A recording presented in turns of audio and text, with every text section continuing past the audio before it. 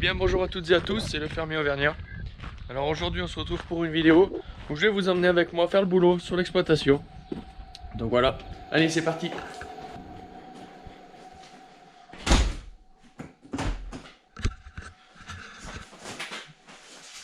Donc voilà, le matin quand j'arrive, première chose que je fais, je viens sur l'ordinateur pour regarder toutes les vaches qui sont en retard au robot. Je les marque toutes sur un papier et je vais les trier.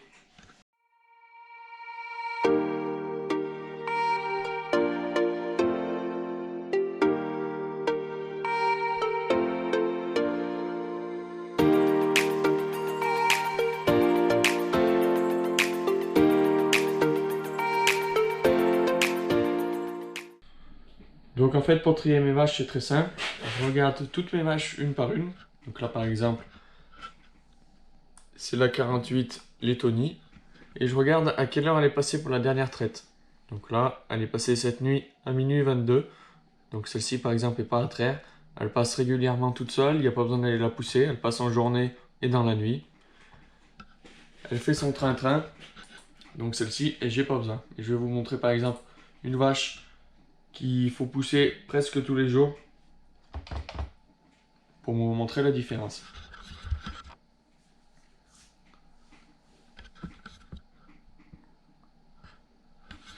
Donc voilà, celle-ci par exemple est passée à 20h47 hier soir et elle n'est pas repassée dans la nuit.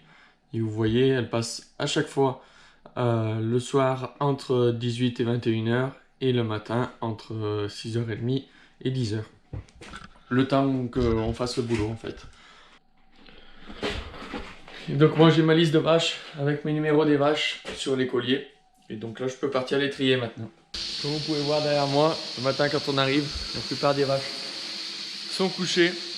Donc au moins c'est pratique parce que là je vais nettoyer mon passage devant le robot. Je nettoie mon passage, je ferme la barrière. Et petit à petit je peux trier mes vaches sans avoir à les courir dans le bâtiment. Donc voilà, c'est quelque chose quand même qui est assez simple à faire. Donc voilà, toutes mes vaches sont triées devant le robot. J'ai mis une ficelle pour qu'elles soient obligées d'y passer. En fait, nous, le principe du bâtiment, c'est que quand il n'y a personne dans le bâtiment, quand on ne fait pas le boulot, les vaches sont en libre circulation. Donc elles peuvent faire ce qu'elles veulent. Elles peuvent aller manger dans le couloir qui est derrière le mur, là, avec les cornadis, venir se coucher ou aller se retraire quand elles veulent. C'est ce que Lélie appelle la circulation libre. Donc voilà, c'est aussi ce qui nous avait fait choisir ce robot-là. On force pas les vaches à aller se faire traire, seulement le matin et le soir quand on fait le boulot pour passer celles qui sont en retard. Mais c'est tout. Donc là maintenant que j'ai fini de trier mes vaches, je vais pouvoir m'attaquer à refaire toutes les logettes du bâtiment. Donc je les ébouse, donc j'enlève les bouses, je les fais tomber dans le couloir de raclage où je ferai passer le racleur automatique tout à l'heure et je les repars.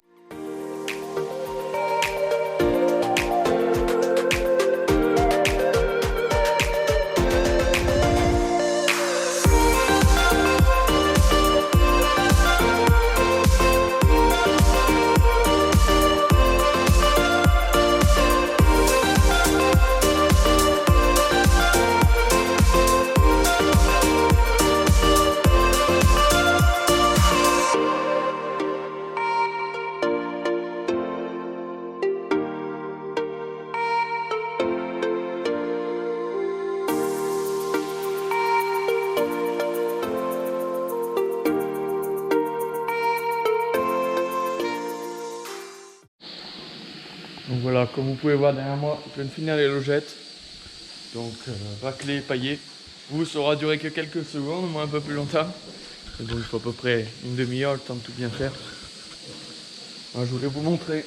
Nous pour pailler les logettes, on enfile de la paille de seigle. Parce qu'on fait beaucoup de seigle chez nous pour avoir beaucoup de paille.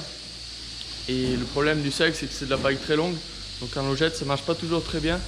Parce que les vaches, en se levant, ont tendance à retirer la paille sur les couloirs de raclage.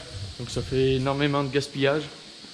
Alors depuis quelques années maintenant, on l'encile.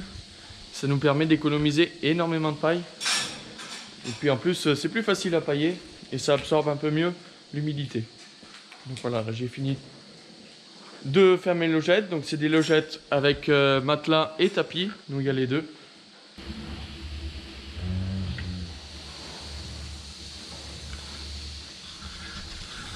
Et voilà, à côté du robot on a une aire paillée que je viens de nettoyer là, où on met les vaches qui ont juste vélé, donc on leur laisse les veaux une semaine, comme ça on trouve que les veaux démarrent un peu mieux, et après on les fait passer ici avec une barrière anti-retour et on les fait passer au robot quand même. Donc voilà, elles donnent à leurs veaux et elles sont traites, et comme ça permet d'avoir des veaux qui démarrent bien mieux. Et après on les descend en bas vers les nourrices. Donc, je vais vous montrer ça tout de suite.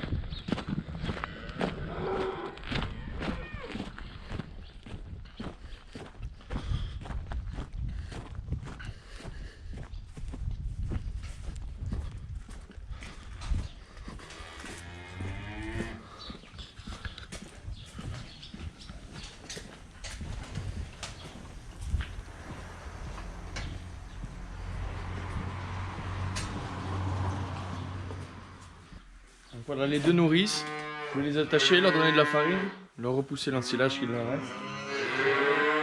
Là on a un lot de génisse aussi, où je donne la farine. Et comme vous pouvez entendre, les petits veaux sont impatients de boire.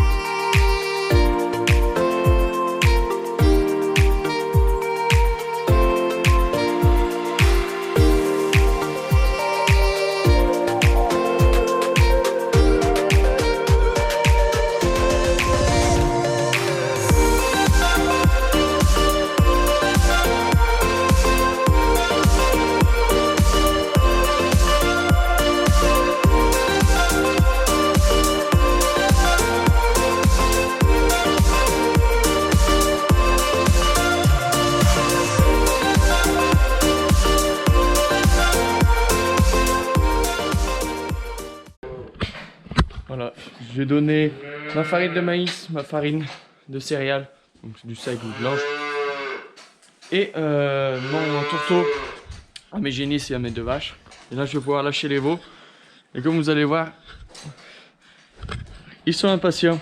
Alors on a une trappe juste ici, un petit crochet pour ouvrir, et c'est parti.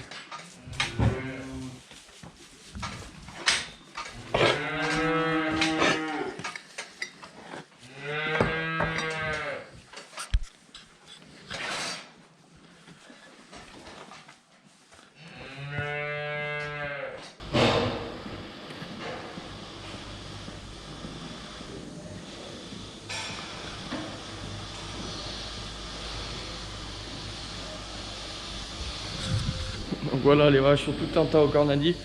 Elles attendent une chose, c'est que je démarre le tracteur pour leur donner à manger. Donc c'est ce que je vais faire tout de suite.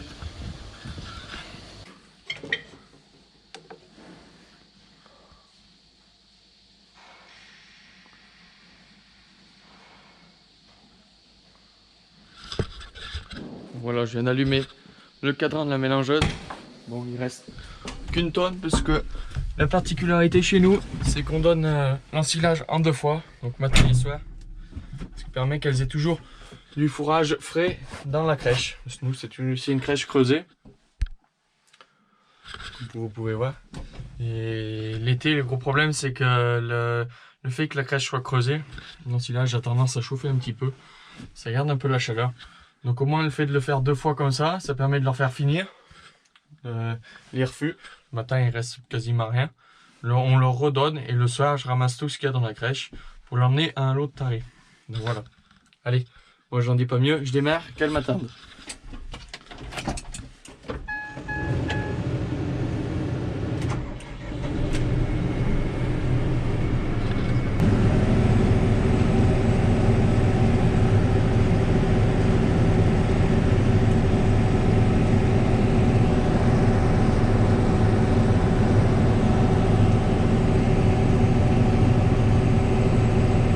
Voilà, pour cler la mélangeuse, il faut pas se louper. Je regarde bien mes rétros. Parce que si on met une roue dans la crèche, après c'est fini, ça verse tout en bas. Et là, je vais passer en 1000 tours pour finir de vider ma mélangeuse. Voilà. Et au moins, ça permet de faire tourner la vis plus vite et de bien enlever tout l'ensilage qu'il y a au fond.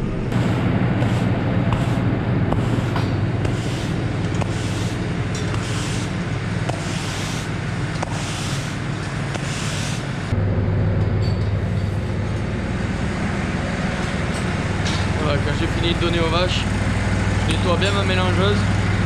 Ça évite toujours d'avoir de l'ensilage qui reste. Et là, je referme ma trappe. Faut pas l'oublier. Ça arrive assez souvent. Hop, un petit coup de balai et on repart charger l'ensilage.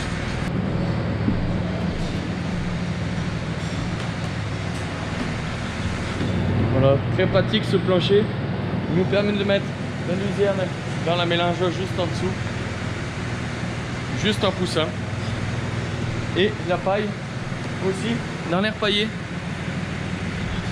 Les vaches à côté du robot.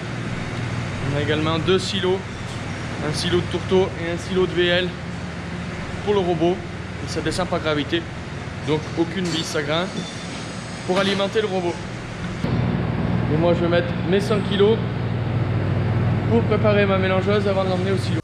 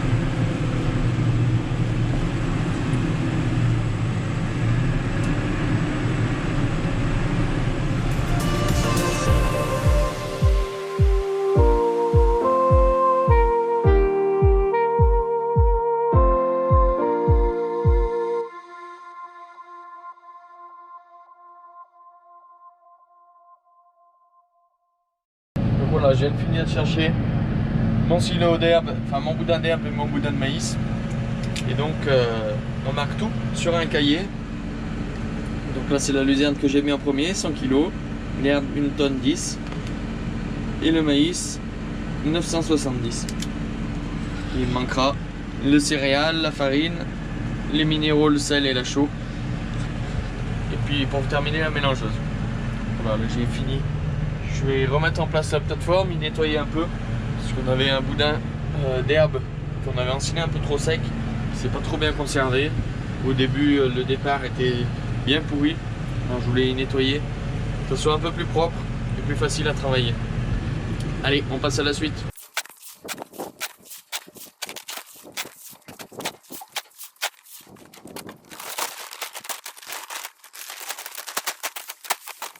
Donc voilà la farine d'orge est chargée. C'est l'orge qu'on a fait broyer cette année par l'entreprise Chapa. En boudin aussi. Et maintenant il me manque plus que la farine de maïs et les minéraux à rajouter. Voilà, donc là je viens rajouter mes minéraux, mon sel, ma chaux. Tout à l'heure je reculerai le tracteur avec la mélangeuse sous la vis là-haut pour y mettre la farine de maïs qui est dans la cellule.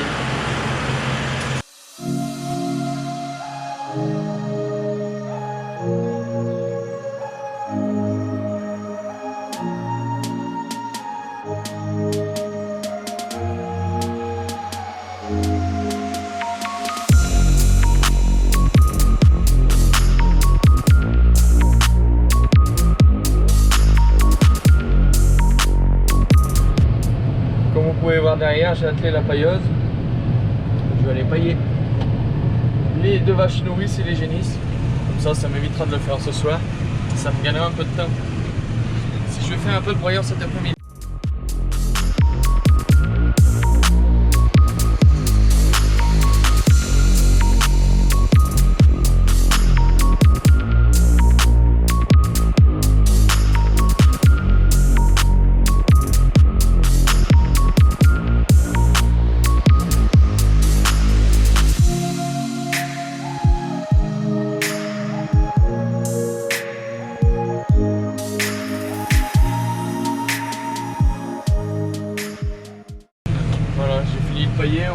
propres. J'ai baissé ma goulotte. Elles sont toutes propres. Et j'ai mis que la moitié de la boîte parce qu'elles sont pas nombreuses. Donc voilà, je vais tout de suite aller la dételer et je vais pouvoir nettoyer ma plateforme.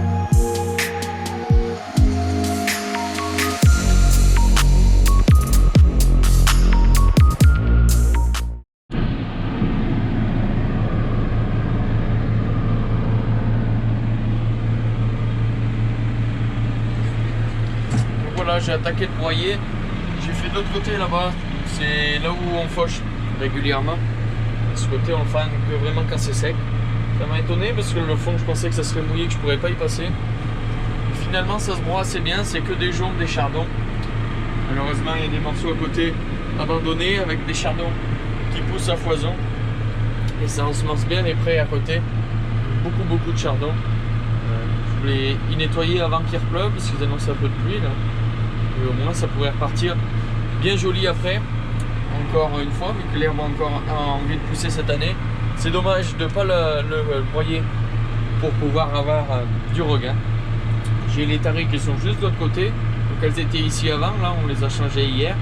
Et l'objectif, en fait il y a 3 morceaux sur ce site. Là il y a 3 morceaux de vieux prés.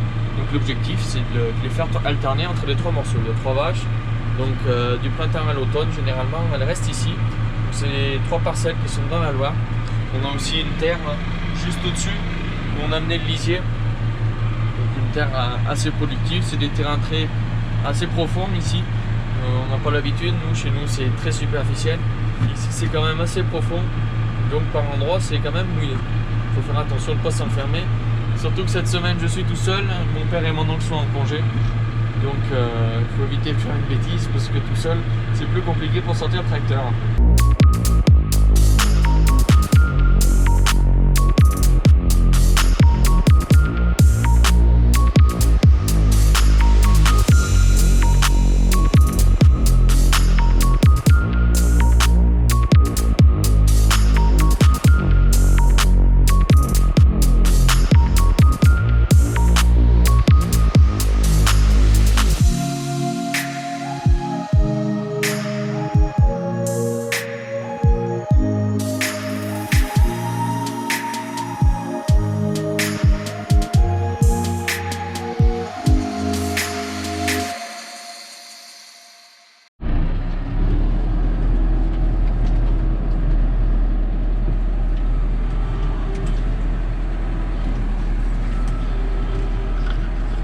Même nettoyer les chemins d'accès, donc c'est le chemin entre les 2 parcelles et les taris sont juste là derrière et comme on peut voir ça fait quand même du joli boulot ce broyeur.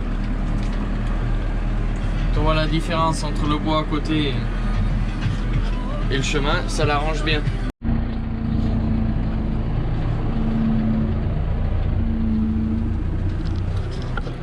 Comme on peut voir, super rendu, donc comme ça permettra déjà au chardon de ne pas s'égrener. Il y repoussera du joli regain sans mauvaise saloperie comme on dit chez nous, sans chardon, sans rubex, sans toutes ces mauvaises herbes qu'on ne cherche pas trop à avoir dans nos prairies. Donc là au moins ça fera un vieux pré de propre où il poussera du joli regain, où les taris seront contents quand ils y reviendront. Et c'est agréable pour ça le broyeur parce que ça permet les endroits qu'on fane pas, quand c'est pas trop mouillé, de pouvoir ranger les morceaux et tenir toujours des morceaux propres, sans genêt, sans chardon, c'est rien du tout. Juste pour y faire pousser de l'herbe parce que là c'est que des rases qui sont quand même relativement mouillées, qu'on peut pas ensiler au printemps. L'été il faut vraiment qu'il fasse très beau et très chaud pour le sécher parce que le sol est trempé. Et du coup, des fois, le broyeur, c'est la seule alternative après la pâture. Donc ça s'est très bien passé, résultat très correct.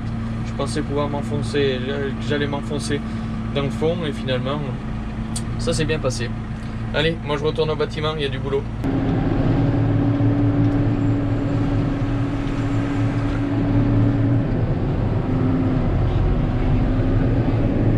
Comme vous le voyez, le assaut encore de nouveau. Cette année, je sais pas quand on va finir les moissons, sûrement en mois de décembre.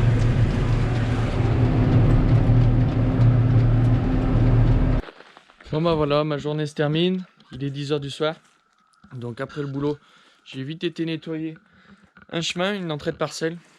Donc voilà, ça permet aussi d'y tenir propre. Et j'espère que cette vidéo vous aura plu. En tout cas, moi je vous dis à la prochaine. N'hésitez pas à vous abonner, à mettre un pouce bleu, c'est toujours quelque chose d'encourageant. Et si vous avez des questions, eh ben, n'hésitez pas, l'espace commentaire est fait pour ça. Et moi je vous dis à plus tard, bye.